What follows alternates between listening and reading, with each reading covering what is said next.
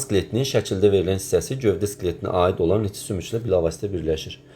Gövdə skeletinə aid olan sümük soruşur bizdən və neçə sümüklə birləşdiyini soruşur.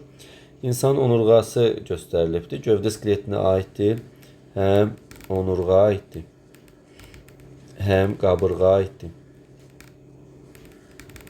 həm də bir dənə döş sümüyü aiddir. Döş sümüyü. Qabırğa 24 dənədir.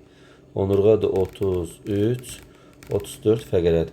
Gövdə skeletinin özü isə cəmləsək bunların hər birini, yəni buradan yazım 58, 59 sümük olacaqdır.